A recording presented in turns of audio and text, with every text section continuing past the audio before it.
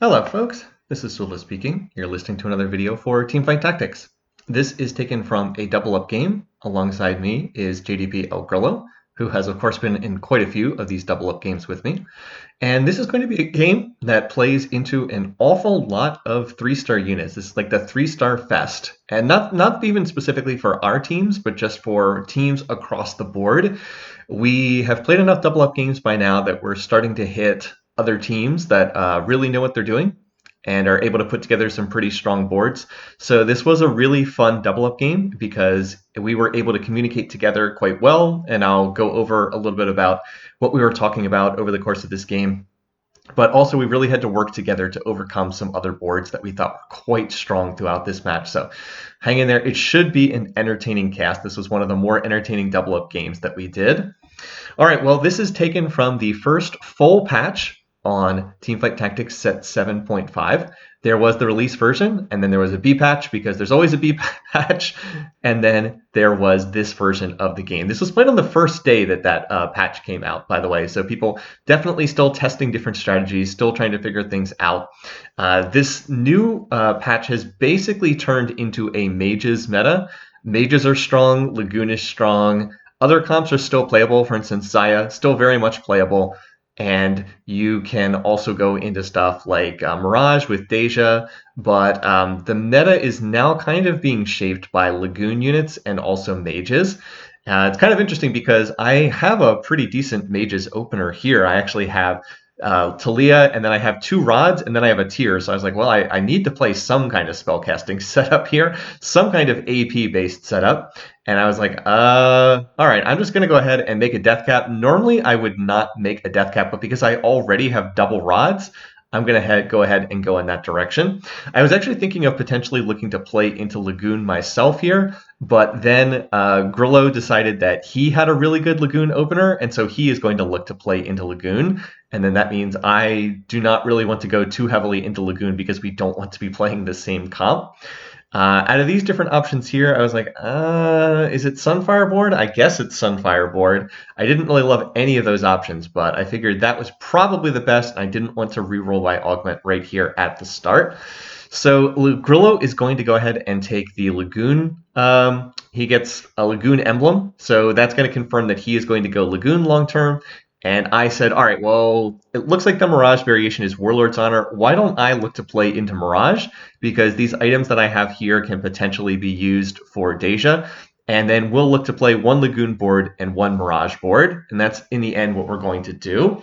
That said, I am going to run the Lagoon opener here because I had the pieces for it. I have just kind of randomly ended up with a bunch of Lagoon units. So I was like, all right, well, I'll run Guardian frontline. I've got the Zac, and then I found a Rakan here, so I can run Guardian frontline, and then I've got a Talia and a Kaisa in the back lines as well. So I'll just look to run with this. And, even though I don't love Sunfire board as an augment, it's not one of my favorite ones. I think it's kind of mediocre overall.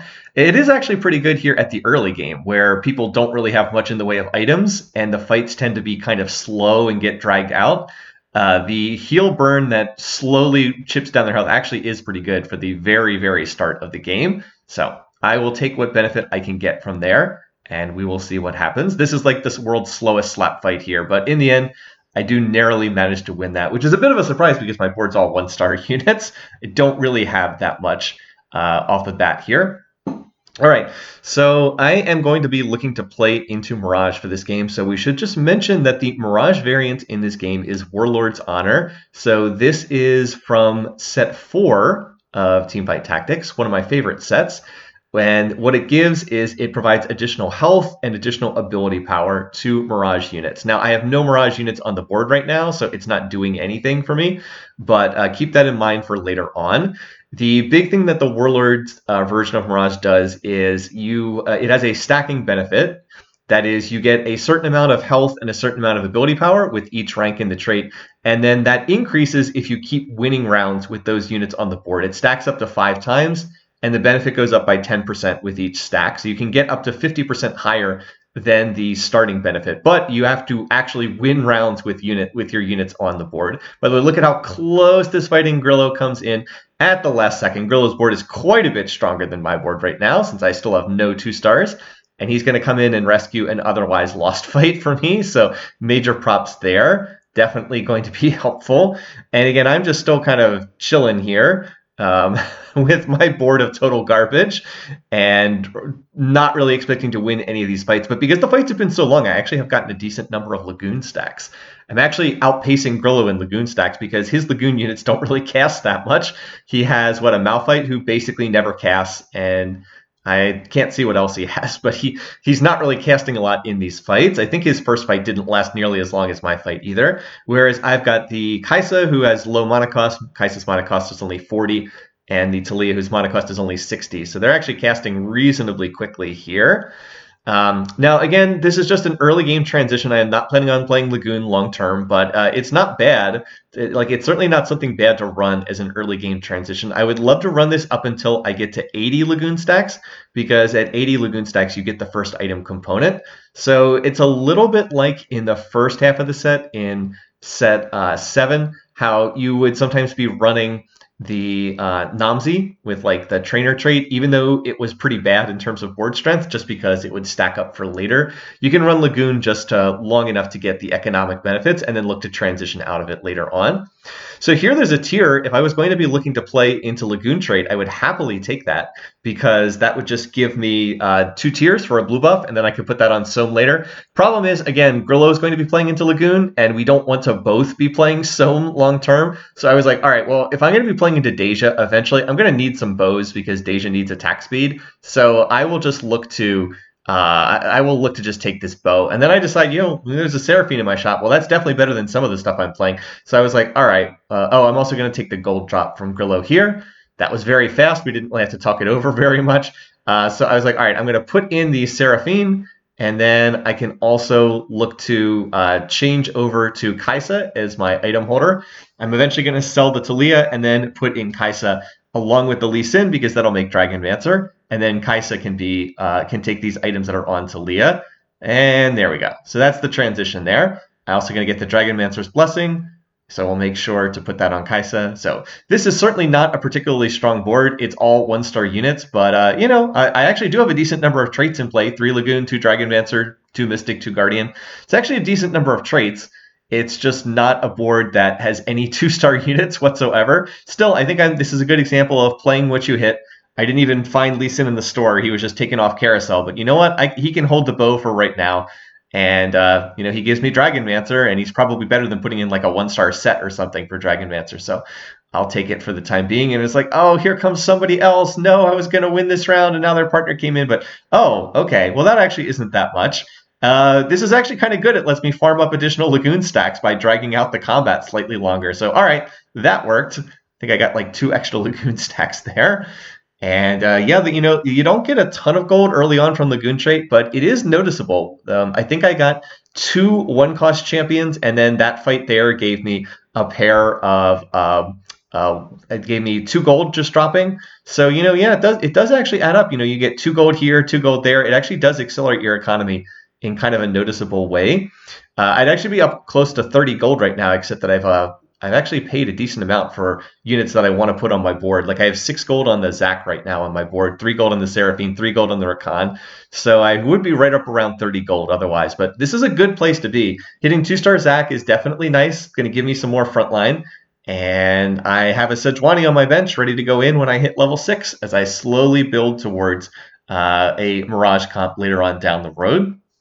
Now, one thing that I would really like is a better unit than Kaisa. Kaisa's fine for this stage here on stage 2, but that's not really a 1-star Kaisa is not really the unit you want to be playing into as the match goes on. All right, now by the way, watch the pathfinding on this Diana here. I actually remember this. Look at what Diana does. She walks completely across the board to go attack Kaisa. I was like, wait, what? I believe looking back at this, the problem was there were no tiles where she could go pull aggression on the Zac, but she literally walks across the entire stage to go attack Kaisa. I was like, no, you're supposed to get stuck on the Zac. If you just got stuck on the Zac, then Kaisa would have killed you at a distance. It's like, oh, come on, Zac. Oh, man. So that was frustrating. One of the weirder pathfinding things you're going to see. So unfortunately, I am going to end up losing that round. I've also got a Zippy and a Siphon in my store, but I don't think I really want to play either of them. With these items, I am not looking to play into a Whispers setup, not with Death Cap plus a tier would not really make sense to play into that unit. And so I am going to stick with what I have.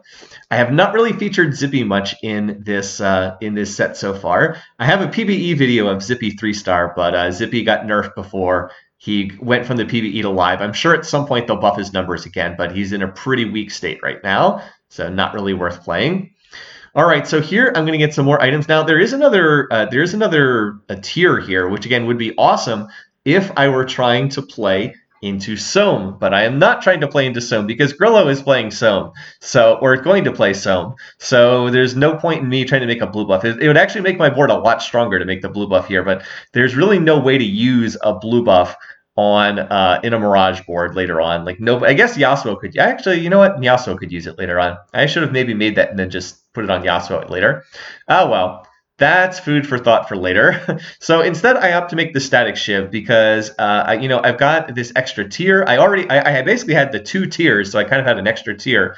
So I decided I would go ahead and make the static shiv because that's going to be useful later on. It's going to be a magic resist shred, and it is an item that Deja can use as well. I wouldn't say it's one of Deja's better items, but it is an item that Deja can certainly use, and it'll be useful to have someone on my board with that to shred enemy MR for Deja later on. All right, here we're up against this Volibear with the Rage Blade, and I'm like, come on, can we cut down this Volibear? This is actually a pretty close fight. Kai'Sa's chipping away, but that Volley Lightning is arcing to the backlines. Okay, Volibear was about to win that fight. We did manage to win it narrowly. I would not have won that fight if I had not leveled to 6, so I'll take that. And now we've got our second augment, and oh, it's a prismatic augment. So this is relatively easy for me to pick. I'm just going to pick +1 team size, done. I always enjoy getting that one. Statistically in the data, it's actually not one of the better prismatic augments. It actually grades out kind of in the middle, like not especially high, not especially low. I guess it's just kind of like roughly the value of a prismatic augment is +1 team size. By the way, here I'm going to re-roll this because I didn't really have an immediate use for a glove, and it's going to turn it into a Dragon's Claw, which is a pretty good result. So it grades out kind of in the middle of the prismatic augments, as I said, but I don't think that it's ever really a bad option to get +1 team size. It's just you can sometimes do better with what you're running on your comp.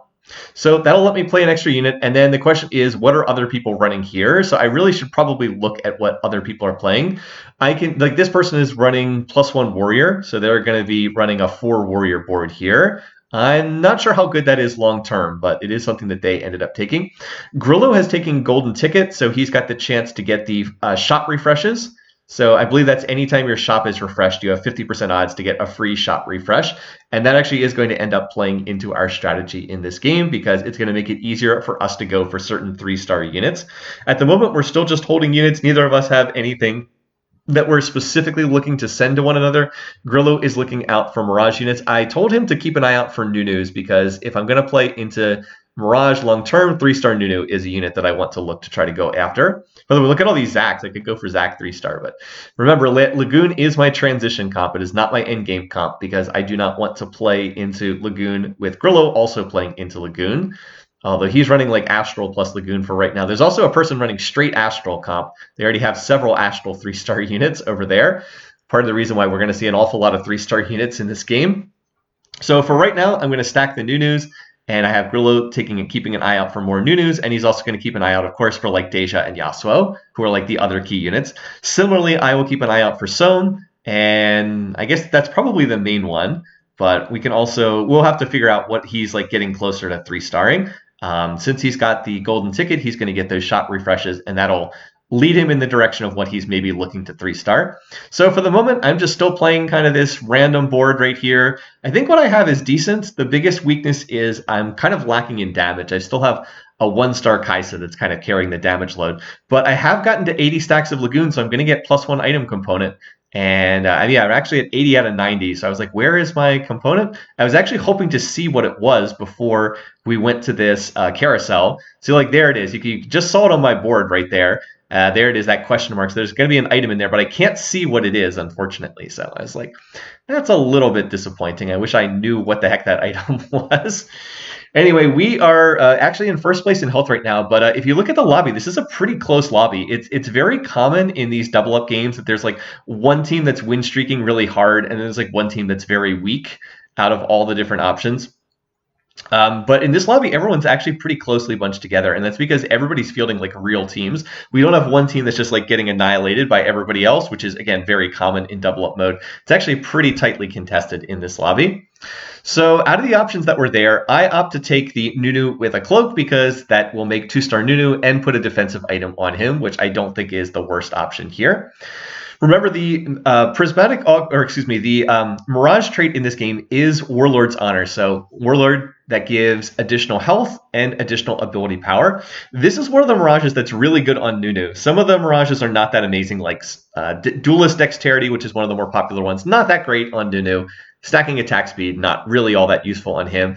Like Spell Sword, not that great. The one that causes you to crit enemy units, not that great on Nunu.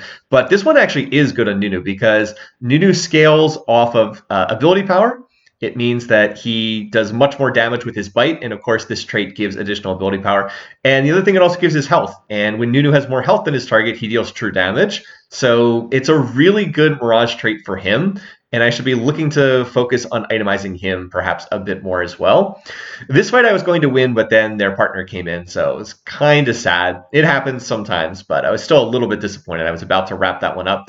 If I had 2-star Kaisa, I would have won that fight fast enough that I would have continued winning, but it was not to be, and I am going to take a loss here, and it puts an end to the nice little win streak that I had going.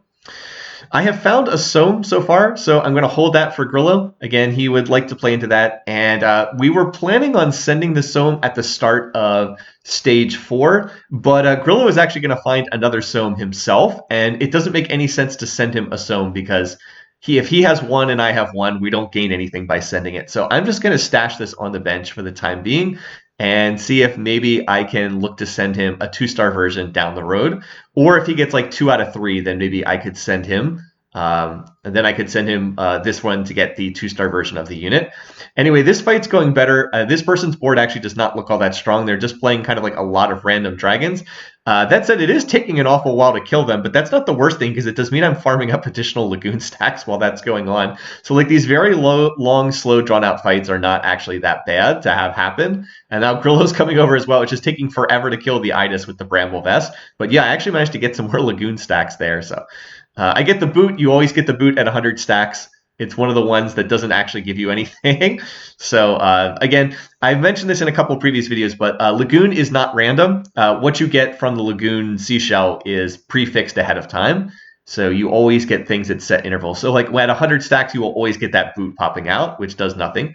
There's the Soam on Grillo's board. He has also managed to get a Mage Cap onto Zyra. Now, the last video I did before this one, I played a Mage board, and I talked about how one of the most important units you can put into a Lagoon board if you're going to play through Soam is to try to make Mage Zyra. It's a really, really good unit for that setup.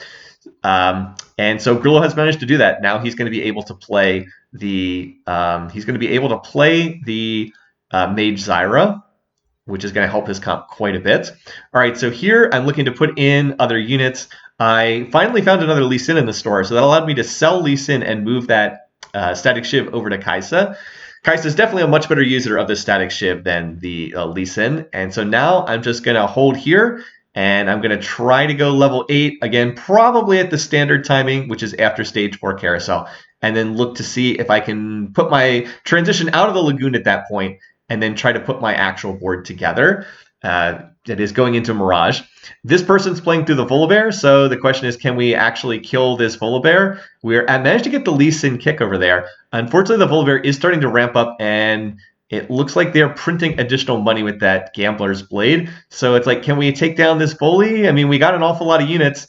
Grillo is going to get the Mage Zyra to cast, but it looks like Zyra whiffed her second cast there, which is unfortunate. I think we actually win that fight if his Zyra hits the Volibear. I'm actually also surprised that a 1-star Volibear did that much damage. Felt a little bit surprising. So here's the final augment. I didn't love any of these options, but ultimately I was like, I guess I'll just take Component Grab Bag. I didn't really like any of the other options that much. Antisocial Monkey was also on watching the game with us, and he thought he also suggested to just take the Component Grab Bag. This is not terrible because I'm going to be able to get a rod, which allows me to turn that tier that I've been sitting on the entire game into an Archangel Staff. And then I'm going to look to continue pushing levels towards level 8. I actually level 1 too many, and I lose a point of interest here. There we go. I'm going to go ahead and send the Soam. So Grillo is going to make 2-star Soam off of that. And so we've used our first send, but a good use of the send, I think, because he found 2 out of 3 Soams, and then he's going to make 2-star Soam out of that. Now I have to decide what to do with these other items. I would actually like to try to get some more frontline stuff. However, like I have this cloak left over, and it's like I don't really want to make a second Dragon's Cloak. I already have 1. I don't really need 2 Dragon's Cloaks. 1 is probably plenty. I wouldn't mind being able to turn that into like a Gargoyle Stone Plate if I could get a vest to pair with it. This fight, I might have had a chance to win, except that Diana jumped directly on top of Kaisa, so it actually turns into a pretty horrible loss. And then, unfortunately, they're all going to go over to the other board, and then Grillo was about to win that round, I think. But all those units jump over to his board. So yeah, not ideal there. Here I'm going to make the 2-star Yone, so I probably play that over the Leona. And he also managed to find a 2-star Nunu. So now we've used 2 sends, and now we've used 3 sends because he's going to send me a Deja as well. I was trying to decide, do I wait and roll down for Deja? But I was like, no. We're hitting the middle portions of the game, and these other teams are actually pretty strong. So let's just go ahead and put in Deja right now. And then I need to get 1 more unit in for 6 Mirage. There we go. So now I've gone ahead and gotten 6 Mirage in. And now I have 1 more slot here. It could be used for Giant Slayer, which would not be terrible. But in addition to that, I decide I'm going to hold and try to see if I can get a Rage Blade here for that last item slot so I can get a little bit of additional attack speed on Deja. So we go ahead and use some sends there. Grillo used the cheap send, the one that can only be used for 1, 2, or 3 cost units on Nunu. So we actually have 6 Nunus between us right now, and that's a pretty good sign. So it means we should be able to hit 3-star Nunu before the game is over. I've also managed to get up to 6 Mirage, so that is going to give me the additional ability power and the additional health on my Mirage units. But I do actually have to win combats in order to start stacking up the benefit. Remember, I said for the Warlords version of Mirage, you get a flat benefit and you get 10% more for each victorious combat that unit is on the board. So far, I have not managed to do that yet because I've kind of been losing some of these rounds. Anyway, I am going to go ahead and take this belt, though. And the belt is going to be useful because I believe it allows me to make a Warmogs, if I'm remembering correctly. Yes, it's going to allow me to make a Warmogs, and then I can look to slap that onto Nunu. So that's going to make him a much stronger frontliner up. And then there is another Nunu as well. So now we're up to 7 Nunus. And now I'm going to look to roll down a little bit. So I want to get this item on Nunu. So let's go ahead and toss this on him. There we go. That's going to make his bites a lot more ferocious. I also want to get this Zac out of my comp because Zac's not doing anything, but I'm not quite sure what to put in. I'm going to find another Soam in the store, so I was like, all right, I guess I'll just hold these Soams. For right now, I'm just going to play additional Nunu on the board, but then I get lucky, and then I manage to hit a Yasuo. So that's great news. Yasuo, you can hold the Static Shiv, and then I also have the pieces of a Bloodthirster here as well. That, of course, only takes me to 7 Mirage. Doesn't take me to 8. You need a Mirage emblem of some kind to get up to 8 Mirage. But still, getting Yasuo in my comp this early is going to be awful nice. And now I just need to win some rounds so I can get the stacking benefit. Unfortunately, in this fight, Lux is targeting my Deja in the back lines. And like you can see that diagonal line that the Lux tosses across the board keeps hitting Deja. So again, I've been losing all these rounds. I've actually lost 4 rounds in a row. I was like, oh man, that's kind of unfortunate here. So now I'm going to look to play an additional unit. I basically have the 1 extra unit. So I decided I would play Jace for the 1 extra unit just because Jace provides a little bit more frontline. And he's also going to give me the guild benefits. I believe Jace is what? It's attack damage and it's AP and it's attack damage and ability power, yeah. Gives a small amount of attack damage and ability power. But the main reason why I'm playing him is I just want another random frontliner. I suppose I could play like Hecarim instead, but I don't think that I've seen a Hecarim in the store.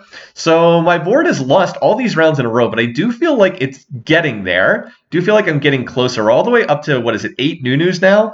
And I also did find another Soam in the store as well. So I was like, all right, well, I guess I'll just keep holding these Soams because Grillo already has a 2-star Soam. That's 5 Soams between us. So, and I think that Grillo might have found another one as well. So we're going to keep pushing towards Soam 3-star since that is a potential win condition for us if we can manage to hit the Soam 3-star. This fight is like, oh, come on. We can't finish off this unit, but we do manage to finish them off finally. I was like, am I going to lose this combat because I can't kill this unit because there's not enough spaces left? Then I ultimately end up selling the Yones because I need more bench space. All right, it's Treasure Dragon time, and there's a Radiant version of Ginsu's, but I can't put it on Deja because there's already a bow. This would be the perfect item to put on Deja, but I can't put it there. And no one else can use this item. I mean, I guess Yasuo could. So I was like, this is super duper sad. This though, ooh, look at this. The Deathblade is whatever. The Deathblade is not what I really want. But look, the Rod is great because that makes Rageblade. And then the Vest is great as well because that will make a Gargoyle Stoneplate, which I can put on Nunu. So even though the Deathblade, yeah, not really a good item on Yasuo, everything else there is fantastic. And I'm going to hit Nunu as well. So I'm actually feeling pretty good here. I also decide that I'm trying to decide, do I play the Soraka? Do I play the, do I alternately play the Seraphine here? I was like, I think that the Soraka is probably better than the 1-star Seraphine. And now I'm just looking for Deja. I'm just trying to find this unit. I'm like, can I find some more Dejas? No one else is playing Deja. Well, I find Bard, so I'll play that over Soraka. Feels like just a more useful unit. And that means that now I won't play Twitch. I could play Twitch for the modest guild benefit, but I'm definitely going to play Bard over playing the Twitch. And that also means I'm not going to play Seraphine because I'd rather play Bard and get the better shop odds, which will be nice long term. This is actually pretty early to get Bard in. So if I can have Bard on my board for like the next 5-6 combat rounds, that'll be quite nice. And so now my board has actually gotten a lot better. It's just I still have the 1-star Deja. That's the thing that's really hurting me. The fact that I'm still stuck on 1-star Deja. Okay, so let's cover specifically what I'm getting from the Warlord version of Mirage. Again, I mentioned you get health and ability power. Right now in this patch, Warlord 6 is 450 health and 45 ability power. Again, that can stack up to 5 times. You'll note that as I win combat rounds, there's a little graphical indicator under the feet of my Mirage units. So ultimately, you can get 50% more of that. So that takes the benefit at maximum stacks to about 700 health and about 70 ability power. This is honestly not the way that you want to itemize Deja. Ideally, the way you want to itemize Deja is some kind of attack speed. So the Rage Blade, I have attack speed. That's good. But you don't really want flat ability power because you're already getting flat ability power from the Warlord's version of Mirage. Ideally, you'd have Infinity Edge Jeweled Gauntlet because anytime you can get like ability power from a trait or from an ability, it's nice to itemize crit stuff. Generally speaking, that's the way to go. So the Death Cap plus Archangels, it's definitely not bad. I mean, it's going to give an awful lot of ability power. But in theory, it would be better to have like Infinity Edge Jeweled Gauntlet here. All right, well, I am going to go ahead and I rolled down. I did not find Deja 2. I found a second Deja, but I did not find Deja 2-star. But what I did find was more Somes. So I'm going to send this to Grillo because look at this. He's actually on 8 Somes right now. So it's like, oh, 8 Somes. And then I'm also holding the Seraphines because he's on 6 Seraphines. So we have 8 Seraphines between us. So if he can find, like, what is it? If I can find one more Seraphine, I can send him. He also has 7 Zyras as well. And if you're wondering how in the world does he have so many of these, it's like, well, remember, he does have golden tickets, so he gets a lot of shop refreshes. But, oh, that's not good. I don't know if you saw that pop up in the shop, but look at this. That person apes together with the weird little squiggly punctuation marks. They just hit 3-star Zaya. So we were like, oh, we might need that. We might actually need to hit the 3-star Somme because this person has 3-star Zaya. That is not what we want to see. And oh, look, here comes 3-star Zaya popping over to my board. So yeah, I don't know if I would have won that round, but I definitely lose that round now that I'm up against 3-star Zaya coming over to my board. So we got a real fight on our hands here. As I said, there's a lot of 3-star units in this game. And we're going to have to try to make the best of the situation, given all the 3-star units that are in this one. Alrighty, well, we've got another carousel here. And once again, all 4 teams are pretty close together here. There is a couple interesting things here. One thing that's there is the Dragonmancer emblem. I could turn Nunu into Dragonmancer Nunu, which would not be terrible. That was Antisocial's suggestion. I go ahead and take the Archangel Staff. And I think that there's a lot of logic to put this on Nunu because he does survive for a long time in the fight. So that's going to scale up his ability power over time and cause his bites to deal more damage. But in retrospect, I think the Jeweled Gauntlet would have been even better. Remember, Nunu's already getting 70 AP from his traits. And by the way, there's another Somme, but I can't buy it. Or I mean, I could buy it, but I can never send it to Grillo because I've already used all of the expensive sends. I have a cheap send left, but that's it.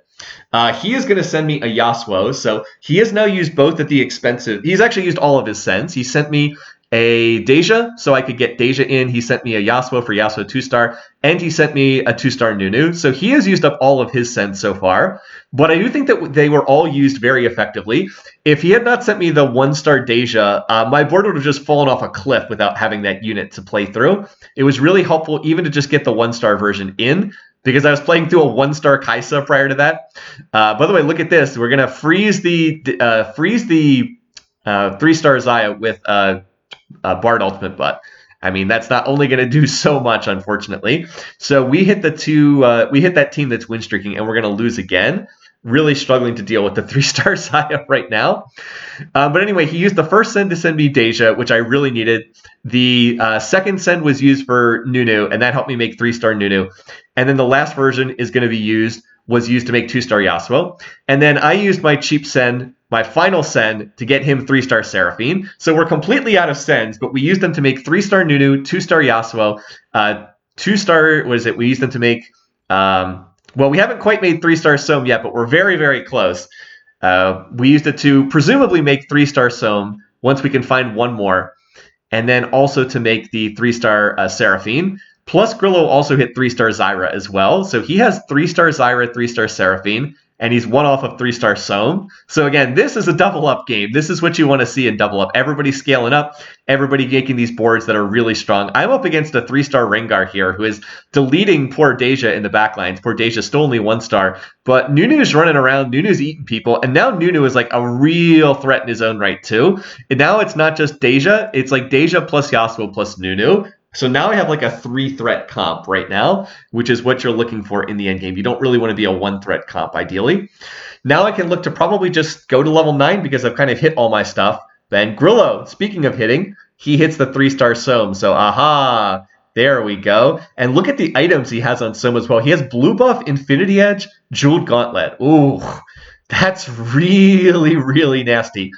So the Infinity Edge plus Jeweled Gauntlet combo, that is always strong when you have a lot of base damage, because of course the way the crits work is they scale off whatever the base damage on the ability is. So when you have something like a 3-star unit, like 3-star Soam, the base damage from that ability is very high already.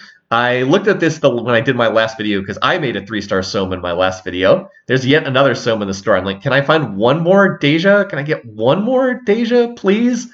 Come on. Oh, there we go. Finally we find another Deja. So now I am safe to go to level 9, and we'll just put this on Bard, and there we go. Now we've got that Zeke's, which is a useful item for me. So 3-star Soam, the base damage is, I think it's, hold on, I've got the cheat sheet right here, so I can just look it up again.